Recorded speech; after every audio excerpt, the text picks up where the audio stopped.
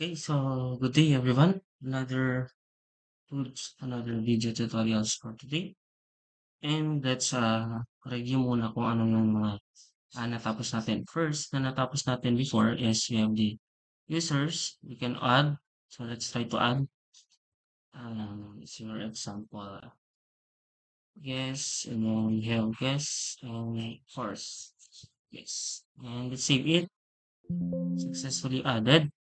Na yung gagawin na lang natin is have to delete yung ating button. So, yun na lang yung kulang for our FRM users, yung ating delete button. Actually, yung delete button is not recommended when it comes to uh, systems na merong mga connectivity sa mga different tables. Kasi baka meron tayong na-delete na meron ng record about that. Okay, since inner join mostly yung gagamitin natin, baka mawawala yung record na buo. Okay? Then, punta lang tayo sa ating Solution Explorer and hanapin natin yung ating FRM users. Okay? So, lagyan lang natin ng delete button. So, again, let's check muna kung meron tayong i-delete. So, parang yung edit button natin, ginagawa natin is, nagka-count muna tayo kung meron bang na-select or wala. So, if list dot selected items, selected items, 0 dot sub items, 0 dot text, selected items, list at selected items dot count. That count is equal to 0. Sasabihin lang natin na walang ah, walang na-select. So, wala tayong made-delete. So, message box, no record, please select a record to delete. Please select a record to delete. Then, gawin na lang natin na exclamation and no record selected. Parang ganun na lang yung sasabihin natin. Else, syempre, doon na tayo magde-delete. Pero before that, kailangan nating mag-question mark. Ito yung kailangan nating i-add kapag nag-recreate tayo ng systems. Kapag meron tayong ina-edit or meron tayong mga ina-add or meron tayong dine-delete. Pero wala tayong ginawa doon na ganito doon sa previous. Dito na lang sa delete natin siya gawin. Dapat meron tayong parang confirmation na gusto ba talagang i-edit or i-delete. Kasi baka napindot lang ni user yung delete button. So magme-message tayo dito or magko-condition tayo. If message box that show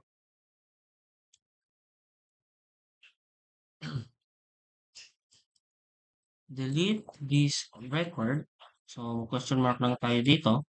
Then followed by confirm. So ito yung nandun sa taas niya. And then, dito na tayo maglalagay ng parang button for our message box. So, usually yung message box natin ay yes or no lang. Ay yung cancel lang. Pero dito, meron tayong yes, no button. So, kung i-click niya yung yes, doon lang siya magde-delete. Kung ipipindot niya yung no, parang wala lang. Wala lang siyang gagawin. Okay? So, mag-click lang tayo ng yes, no. Message buttons, yes, no. Then, mag-icon lang tayo ng message box, kahit icon. So, message box, icon, dot, question. Para parang nag-question talaga tayo. Is equal to dialog result.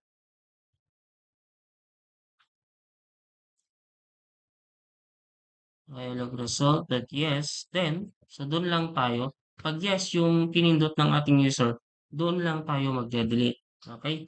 So yung query natin for delete is, syempre, delete from TBL users where user ID is equal to yung sinelect ng ating user. LB list dot selected items sub items 0 dot text. Then, execute lang natin yan. It's SQL. True natin. So, after niya i-delete, syempre, we have to refresh yung ating list view. So, copy lang natin ito. Ito yung code natin for refreshing yung mismong list view para mag-load ulit siya. Okay? So, run lang natin yan. Let's go hope. Set up users. Ayun, sige, gusto kong i-delete. Click lang natin si delete. So, delete this record. Nandun yung confirm. Then, we have the question mark. So, kung inono niya, wala siyang gagawin. Pero, kung i-delete ko siya, pag i-yes ko, doon niya lang dinelete yung ating record. So, yun yung ating uh, FRM user. Now, dito naman sa ating student, same lang yung gagawin natin. Pero instead of using yung ating list view, let's try to use another tool na pwedeng pang-show ng records, which is yung ating data grid. And I'm sure some of you have used na yung data grid kasi mostly yun yung ginagamit sa mga YouTube tutorials. So yun yung gagamitin natin ngayon. So sa list view kasi, mas madami tayong control sa kanya. Mas na-customize natin yung ating records pag data grid yung gagamitin natin. So dito sa atin, ah, create lang tayo ng ating form for our subjects. Subject na lang muna. So add and then subject ba or student na lang? Student pa lang. FRM student. So add lang natin yan. Siyempre, yung ating form border style, let's make it none. So parang yung ginawa lang din natin noon. And punta tayo sa ating FRM main. So itong student na to, so ito yung kanyang code. Bale, kopyahin lang natin yung code natin for our users to show yung ating FRM student. So let's change this into btn. Ayan, meron na pala doon. Palitan lang natin po ng FRM users dot FRM student kasi yun yung ipapakita natin. From student, palitan lang natin yan. And, ayan. So, if I try to run,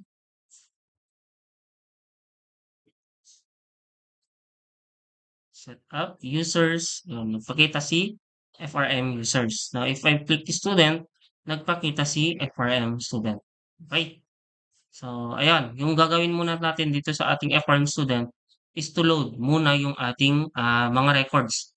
So, check lang natin dun sa database natin kung meron tayong records of students.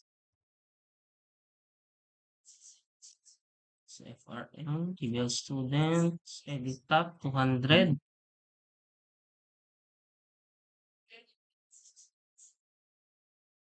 Okay, we have a student, one here. Let's try to add at least kahit 5 students lang. 2501-L-002. We have Darrell G. Raralio and male and 1999 03-06. Then age is 26. Okay. Parang may kamali. Pain lang natin. Tama ba? 1999. Then we also have 2501 dash L dash 003. Sino ba yung pwede natin ilagay dito? Rayloid Q. Manzano. And we have male. The birth date niya is 1997 dash 005 dash 06. Hindi ko alam kung yan yung birthday ni sir. Pero let's make him 28 years old.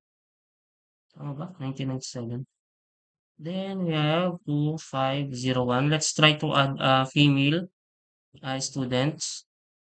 We have, sino ba yung female natin sa faculty? April Jean Patrice, female. So let's make him 1998 dash 05. O diba? Puro the 05. Then 02. Okay. Make him 27. Then we have 2501 dash L dash 005. We also have Katrina Torres. We have female. And let's make him 2000 dash 03 dash 13. Okay. Let's make him how many? 25 years old. Okay. So yeah, we have 5 students. So dito sa part na to, instead of list view yung i-add natin, data grid view. Usually dito sa ating data grid view, we can use yung data source na. Pero let's do it like yung ating list view para hindi tayo malito. Let's do yung long method. Okay. So dito sa ating list view, so same lang doon sa ating dito sa ating data grid, same lang doon sa ating list view na kailangan nating mag-add ng columns. So we can add columns here and then later on, kung na-master natin yung paggamit ng data grid view, we can add a column na true code. Hindi na yung ganito. Pero for now, ganito muna yung gawin natin. Ano yung ilalagay natin? We have stud ID. So remember kung yung ating table for our students have many columns, you have to follow that kasi baka magkaiba tayo ng table. So kung ano yung nakikita yung columns dito na nilagay ko, yun lang yung gagawa natin. Okay? So we have student ID. Also check yung mga arrangement ng ating mga columns. Stud ID, we have stud ID. So always remember yung mga ipapangalan natin para pag kinocall natin yung mga columns later on, tama or hindi na tayo malito. So data grid view text box. So dito sa ating data grid view, you can actually change kung anong type yung mga nandun sa ating mga records.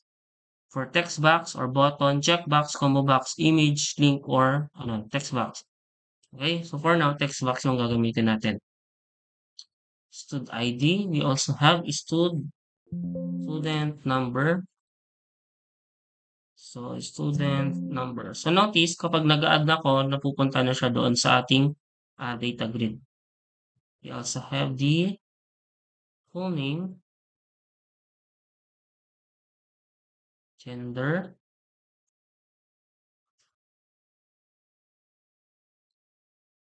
add lang natin. Then, we also have the birth date. So, birth date. And we have the age. Age. Okay. Close na natin yan. So, pwede na natin siyang i-close. Okay. Now, dito sa part na to, let's try to run it muna.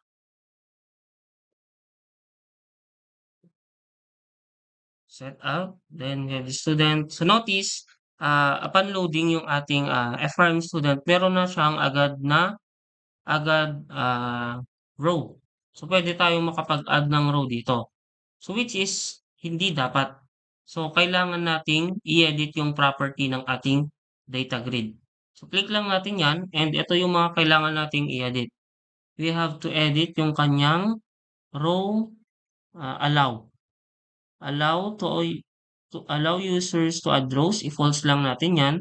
allow users to delete rows kasi hindi natin kailangan na si user yung makapag-add ng mga rows dito and then hindi naman siya masa-save doon sa ating database. Kaya ifo-false muna natin yan.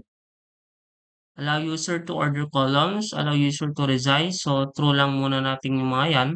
And also, we can edit yung visibility ng ating, eto, kung makikita nyo tong part na first column na to, para tanggalin natin yan. So, i-off lang natin yung kanyang visible.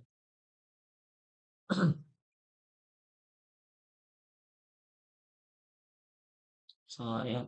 Row headers, visible, crew, hanapin natin yon para mahirap kasi hanapin. Column headers, display cursor. So, hindi ko siya mahanap.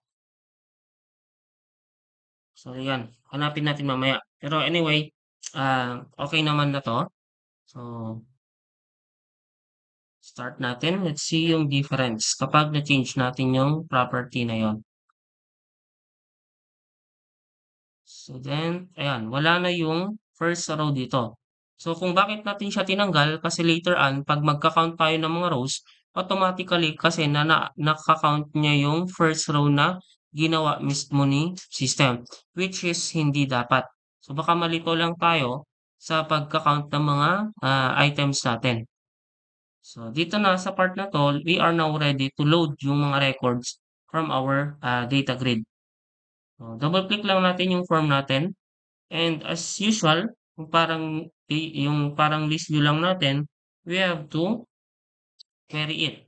SQL is equal to select asterisk from TBL students.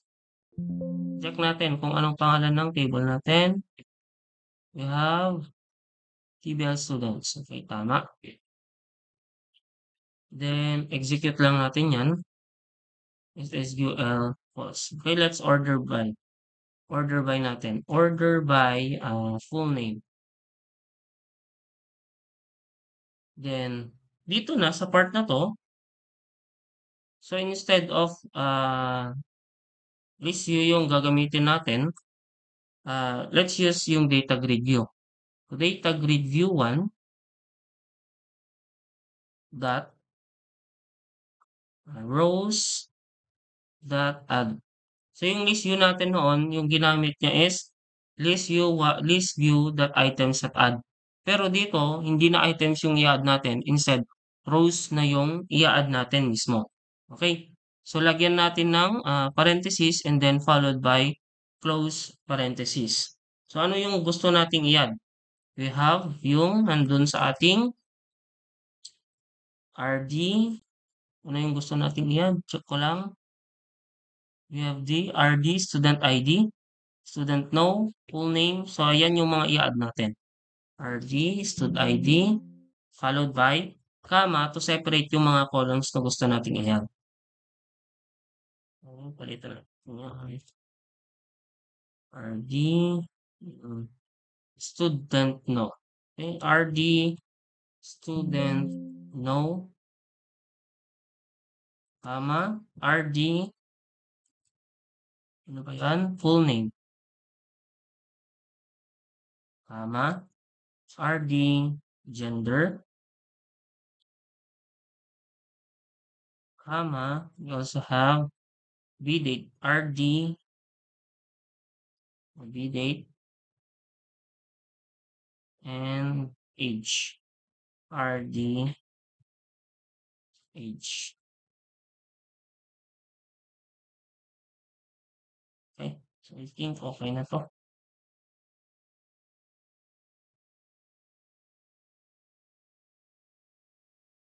So, yan. So, check natin kung naloload ba yung ating mga records from our tables. Students, ayun, nandito na yung ating record. So, student ID, student no, full name, gender, birth date. So, niloload na niya yung ating records. Kaya if you want to change yung format ng ating birth date, you can also change that. Pero hindi muna natin gagawin. Kasi usually yung kailangan lang talaga natin is yung date, wala na yung time. So notice 12, 12, 12 na sila lahat. Pero meron kasing certain code that about that, hindi ko pa siya na-check ng masyado. Okay, magfo-format tayo dun. Pero dito sa part na 'to, ayan, okey na siya. Let's change muna yung ating para hindi siya mag-scroll up. Now, dito sa part na 'to, since data to grid yung ginamit natin, yung add at saka edit button natin is hindi na natin siya kailangang ilagay doon sa ating, yung edit at saka delete hindi na natin kailangan mismong ilagay doon sa ating eto. So, we don't have to do that. Yung data grid view kayang-kaya nating ilagay yung mga buttons doon sa loob na mismo ng ating, records, yung ating mga rows. So, let's try doing that. FRM sudat. So, since age yung nag-endan natin, click lang natin yan and edit columns lang natin. Now, what if we'll try to edit yung ating mismong, mga records. We have edit, then edit. So, etong text box palitan natin ng, so if you want, you can change it into an image button or image column at maglagay lang tayo ng a button for image. So, yun muna yung gagamitin natin. Then, add lang natin and we also have delete and delete. And let's try naman yung ating button. So, image and button yung ginawa natin. So, add lang natin yan. Then, okay. So, notice, meron na tayong edit at saka delete. So, etong edit natin, lagyan natin ng image. So, meron tayong dito sa properties, mag-image lang tayo. Hanap tayo ng edit na button. Okay. Meron ba tayo? Think okay na to. Edit. Okay, okay na to. And let's change its image layout into a stretch para magsiset siya.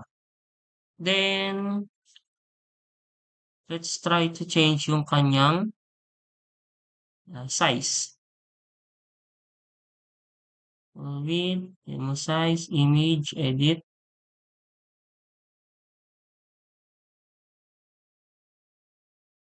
So, since gusto ko dapat 40 lang or 50 na lang, kasi hindi dapat to, yan, 50, then okay lang natin.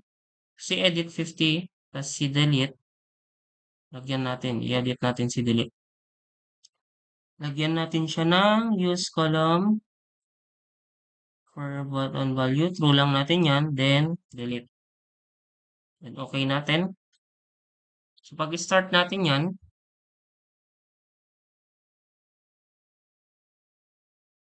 set up, student. So, yung ating, ayan, edit button, naging image at saka yung delete ay naging ganun na siya. Pag-click ko yung edit, dapat i-edit niya to. Pag-click ko yung delete, dapat i-delete niya ito. Okay? Now, punta muna tayo doon sa delete part. Mamaya yung edit. So, itong edit na to, yung delete. Okay. Okay na yan. Kailangan natin lang i-change yung ating size for our student ID. Kasi medyo malaki. Edit columns. Student ID. Let's make it, since yung ID natin hindi naman kailangan makikita, false muna natin yan. Para hindi nakikita, we also have student number. I think medyo malaki siya. Let's change it into 100. Also, yung ating age, let's change it into 80 para doon sa ating design, hindi natin kailangang mag-scroll. Student, ayun, meron na si edit at saka si delete. So, try muna natin yung delete button. Na dito sa part na 'to, magde-delete lang tayo kapag na-click yung delete button na yon. Kaya double click lang natin yung ating data grid view. So makikita nyo meron siyang data grid view 1 cell content click. So meaning kapag merong na-click na cell doon sa ating data grid view 1. Now dito sa part na 'to, iba yung way natin to determine kung meron bang na-select doon sa data grid view natin compared sa ating list view. So yung list view kasi, list view dot selected. Pero dito sa data grid view, iba siya. We have to call yung ating columns. So if e dot column index, so etong e na 'to, keyword siya to call yung mga functions natin. Is equal to data grid view 1 dot columns. So dito na natin ma-determine kung ano yung column na click. Okay? Kaya sinabi ko kanina, you have to know kung ano yung mga pinapangalan natin. So kung siyempre delete yung na-click, we have to delete. Delete dot index. Okay. Then, so meron tayong end if. Now, itong part na to, we can actually use yung ating mga index location. So let's say for example, FRM student 0, 1, 2, 1, 2, 3, 4, 5, 6, 7. So may ka-7 nga index column ni delete. So pwede nating ilagay doon sa code niya na 7 na dito. Pero tanggalin natin yung ating double quotation mark. Pero what if ang dami nating mga columns and hinahide natin yung mga iba? So, iba yung counting. Baka malito lang tayo. Kaya, better na i-call na lang natin yung mismong pangalan para mas madali natin siyang matandaan. So, kung napindot natin yung delete, doon lang tayo mag-delete. Okay? So, again, follow natin yung code natin doon sa ating FRM users. Kung paano tayo mag-delete. Kokopyahin ko lang yan. If message box, then, ayan, then ko lang to for I'm student, then ipe-paste ko na siya dito. So, ganun lang, yung ating, ano bang, and if. Palitan lang natin to, SSQL, delete from table users, where user ID. So, instead of LV list, the selected items at 0, tanggalin natin to. Palitan natin ng data grid view 1 dot rows, then e dot row index, so that cells, tapos delete. Or yung ide-delete na lang natin is yung merong user ID na ganun. So user ID na lang, student ID. Student ID ba yung ginamit natin? O student ID. Kasi ganun pag nagde-delete tayo, meron tayong where for that. Where user ID, where student ID. Ay, where student ID. So ba nakalimutan that student ID that value. Okay? So, try natin kung meron bang nade-delete. So, before that, syempre, I have to copy this and paste natin. Ito naman yung code natin ulit for refresh. Refresh, load. Refresh data grid view. So, itong part na to, Control X ko na yan. Ayan, mag-procedures na ako para load list. Okay? Then, load list. So, syempre, before that, data grid view 1 dot rows close the here. So, para de-delete nyo muna before mag-load. Okay? So, load list. Check natin kung meron bang de-delete. Okay? Set up, student. So, pag-click ko si delete, ayun, meron siyang question na delete this record. So, kung no, wala siyang ginawa. Pero kung i-delete ko si Darrell, delete ko lang siya, then pag-click ko yung yes, dapat mawawala si Darrell. So, yes ko lang. Ayun, create siya ng error. Okay, hanapin natin yung error. Invalid column name is stud ID. Check natin. Stud ID. Okay. Iba yung tables na pinol natin dyan. Since kinopya lang natin kanina, dapat ito ay TBL students. Okay.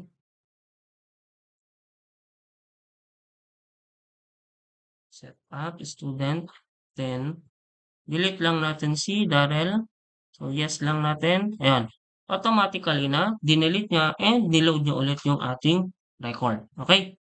So, yun yung ating delete. Now, what if gusto ko naman gamitin si ah, edit button. Now, dito sa part na to, kung makikita natin, pwede kong i-edit mismo itong mga to. Ito yung, pero, hindi ito nasa-save doon sa ating database. So, there is actually a shortcut for this one, pero di muna natin gagamitin yung shortcut na lahat ng mga record from this na ina-edit natin na ganito ay automatically na nagsisave doon sa ating database. So, follow din natin yung meron siyang save button and yung ating add button.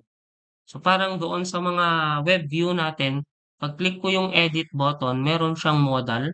So, ganun din yung gagawin natin. Mag-add lang tayo ng modal. Okay? So, for our FRM users, so that. So, ito na yung ating record. What if gusto ko siyang i-edit? Now, usually, yung ginagamit nila for modal is somewhat similar doon sa ating FRM show dialog. Pero ilalagay ko na lang muna siya dito sa ating baba para hindi tayo malito later on. So, pin lang natin yung ating FRM users. I think okay na to. Then, lagay na lang natin siya dito. So, lahat ng record na ina-edit natin, pupunta siya dapat dito sa ating, ito, sa part na to. Okay? So, we have student number, student number. So, lagay na lang natin dyan. We also have full name.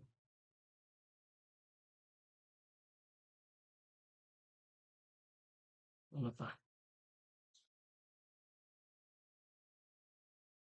Ano pa kailangan natin? Gender.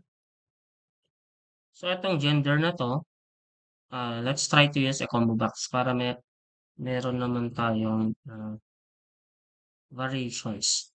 Okay, gender. So, right-click lang natin, then edit items to add a. So, let's male and female. Okay, okay na yan. We also have birth date. So, for our birth date, so let's use a date time picker. Okay.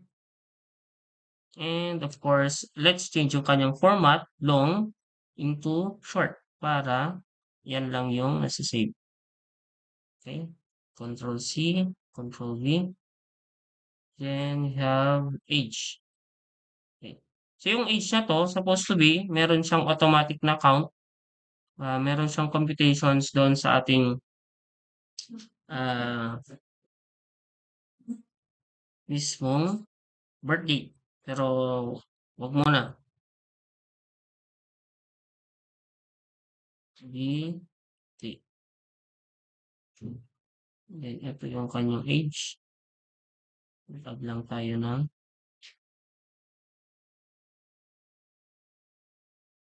click ko naman na. So, delete ko lang dito. Then we have page.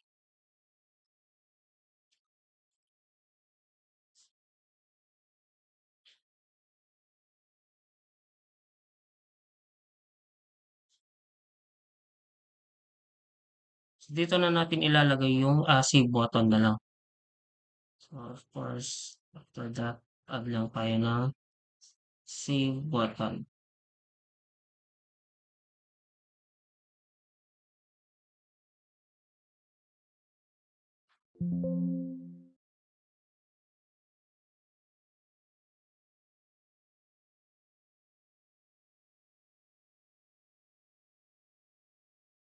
Lagay ko na lang siya dyan. And of course, kailangan din natin ng button dito for add. Kasi wala tayong button for add. So usually yung add button is nandito sa taas. Pero lagay ko na lang muna dyan. Add record. So it's up to you guys kung saan nyo siya ilalagay. So, usually nandito siya.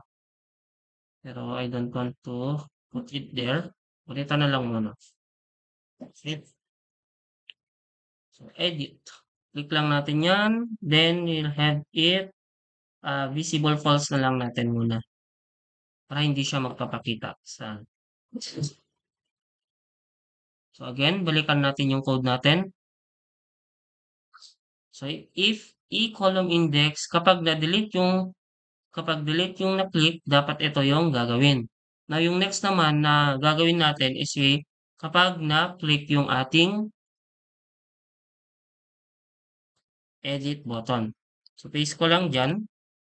So palitan to ng edit. Okay? Then and if. Now dito sa part na to, since again meron tayong add at saka edit, we have to determine kung siya ay mag-edit or mag-add. Kaya mag-create na lang ako dito ng public variable. So dim action as string is equal to, so wala pa siya. Lagay na lang natin dito na action is equal to edit record. Okay, para alam natin na siya ay mag-edit. Okay?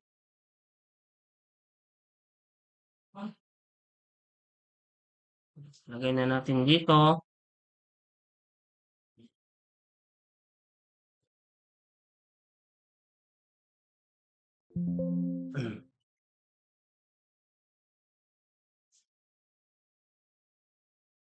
So parang doon lang din sa ating SSQL is equal to select asterisk from TBL students where kung ano yung ano natin where stud ID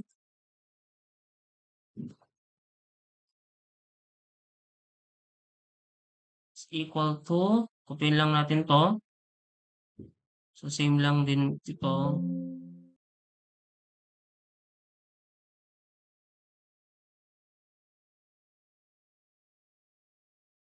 So kung meron siyang na-select na same doon sa stud ID na yan, doon lang siya execute natin, exec SQL, then false. So if rd.read, doon natin siya ibabato sa mga text boxes natin. So we have to rename yung mga text box natin. For this one, we have txt student number, txt full name. We also have cmb small name, cmb gender. We also have date time picker or dtp bdate. Then we have txt age. Okay. Record lang natin. So if rd.read, kung meron siyang nabasa, syempre we have to enable muna yung ating group box. Group box 1 dot visible is equal to true. So doon lang siya mag-edit, magpapakita. Oh, yan. txt full name, the text is equal to, so yung nandun sa ating RD full name. We also have txt student node, the text is equal to RD.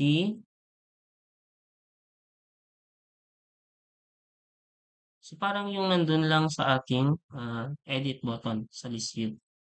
Student number, txt age, the text is equal to RD age. We also have yung stud ID natin, huwag natin kakalimutan. Lalagay natin na lang siya sa txt full name dot tag is equal to RD stud ID. Okay.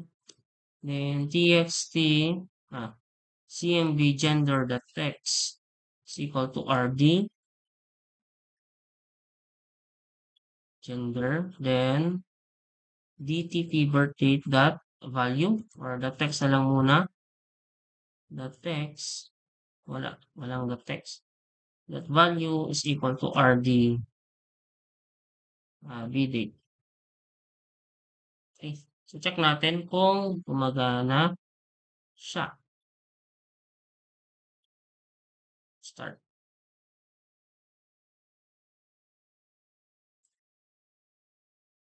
Set up student.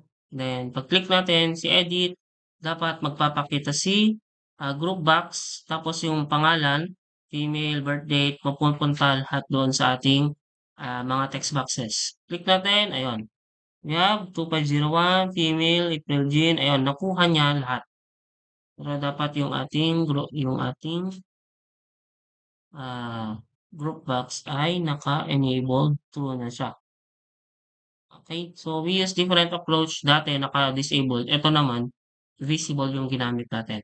Okay, so doon sa part na to, yung save button na natin dito is somewhat similar na doon sa ating FRM users. Okay, so users and then student. Pag-click ko, ayan, pag-click ko yung save, dapat meron na doon yung code natin for saving button, which is yung insert. I think I don't have to show it na to you guys kasi parang eto lang yung code niya. Palitan lang natin kung ano yung mga isi-save at saka i-edit lang natin. Okay? So, I think, sige. Kopyahin muna natin tong edit. If need the text is equal to edited record. Control C natin yan. Ilalagay ko siya dito sa save button. Ayan. Hindi siya na-running. So, let's rename this. btn save. Space lang natin yan. If media text is equal to edit record, so ano yung i-check natin na dapat ay meron siyang txt full name the text is equal to not blank, or txt stud no the text is equal to not blank. And then we don't have to check kung yung password ay mismatch kasi wala tayong password yan. Okay, else na lang natin. And then dito sa part na to, mag-update na tayo. So ano yung i-update natin? We have table student. Set user student number is equal to, syempre, nandun sa ating txt student number. So ano pa yung i-change natin? Yung ating age, we have txt age, the text. Ano pa yung gusto nating i-change? So gamit lang tayo ng comma. Ano pa yung mga yon? We have full name, student number, age, ano pa yun? Gender. Gender is equal to single quote, double quote, ampersand, cmb gender dot text. So mga ganun lang. So we also have to change yung ating birth date. Birth date is equal to single quote, double quote, ampersand, dtp birth date dot value, or the text.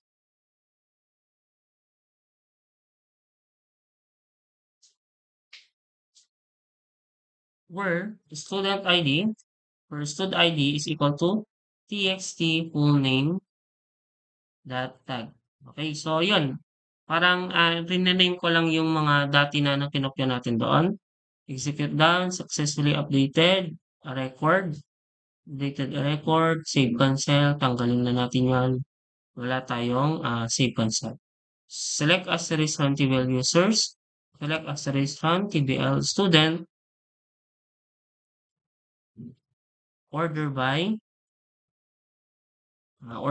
full name natin. Okay, execute lang natin yan and dapat pwede tayong makapag-edit na. Okay? So, yung edit lang yung ipapakita ko. It's up to you kung paano nyo gagawin yung add record. Pero dapat meron kayong add record. Okay? So, click lang natin for example, si Ma'am Katrina, i-edit natin. Lagyan ko siya ng Katrina P. Torres. Then, save natin. Dapat ay, ayan, wala siyang ginawa. Save, save, save. Click natin. Walang action. If media text is equal to edit record, ay okay. So, hindi niya talaga gagawin yan kasi supposed to be hindi siya media text. If action. Okay, kasi action yung ginamit natin. Check natin ulit. Set up, student. So, i-edit natin yan. Katrina P. Torres. So, save lang natin. Successfully updated. Wala si Ma'am Katrina hindi nag-reload doon. Pero check natin doon sa ating database. Kung update ba siya? Hindi siya update. Student no. Ay, okay. Kasi wala tayong full name. So, yun yung labsan natin. Full name is equal to single quote, double quote, ampersand, txt, full name dot. Okay. Start edit natin. Set up. Student. So, edit natin siya. Katrina P. Torres. Save. Successfully added. Ayan, nandun na si Katrina P. Torres. Now, after that, dapat, etong group box natin na to, ay mag-click here at saka mag-visible false. Now, kayang-kaya na nila yan kasi visible false yun lang. And, syempre, you have to clear out yung ating mga text boxes. So, I don't have to show that. Now, dito sa part na to, kung mapapansin natin, itong Darwin Girarallo, nakiklik ko pa rin siya at na-edit. So, maglagay tayo ng way na dapat hindi nila ma-edit yung mga columns na mga yon. Okay? Right-click lang natin yung ating data grid view, edit columns, at saka click lang natin yung student number. Napin natin yung ating read-only. So, by default, naka-false siya. Lagay lang natin siya as true. Okay? True din natin yan. Gender, true din natin. B-date, true din natin. Age, true din natin. Now, you don't have to add ang ating edit at saka delete as true. Kasi nga, hindi na natin yan makiklik pag read only yung edit natin at saka yung delete. So, ito lang yung mga true natin. So, okay lang natin yan. Start natin. So, check natin kung na-edit pa natin yung mga columns natin. Student. So, ayan. Pag double click ko na sila, hindi na sila na-edit. So, hindi na ako pakapag-edit doon sa part na to. Okay? So, yun lang muna yung ating FRM users. Dito sa ating add record, just simply gawin lang natin yan. Action is equal to, syempre, parang yung add button lang natin doon sa ating FRM users. Action is equal to add record. Tapos, doon na sa part na yon, papakita natin si groupbox1. Groupbox1 dot visible is equal to true. Tapos, dito na sa part na to, kopyahin natin yan. So, if action is equal to add record. So, insert na yung gagamitan natin dyan. So, it's up to you to add yung ating code for that one. Okay? para naman, hindi tayo mag-base lahat sa mga, nilalagay ko dito sa ating, video tutorial. Okey? So, check natin yung difference kapag nilagay natin 'yon. Set up student, then yung add record. Okay, so nagpakita na siya. Now, itong subject na 'to, I don't have to, show you on how to do that. It's up to you if you want to use yung ating list view or yung ating data grid view. So, it's either of them. Kung ano yung mas prefer ninyo. So, pinakita ko na yung gamit ng ating list view, pinakita ko na din yung ating data grid. So, kung paano nyo siya ifa-familiarize, kung ano yung mas prefer ninyo, yun yung gamitin ninyo for our subjects. Kasi sa next video na natin, we will now proceed doon sa transaction na natin. Okay? So, we have to catch up kung paano tayo gumamit ng mga crystal reports, kung ano yung ating mga enrollment. Okay? So, ayan. Yun lang muna yung gagawin natin. So, your assignment is syempre, we have to add a code for our add buttons, then dapat makapag-save siya, and yung ating form for subject. Okay? So, yun lang muna, and I do hope na meron tayong natutunan.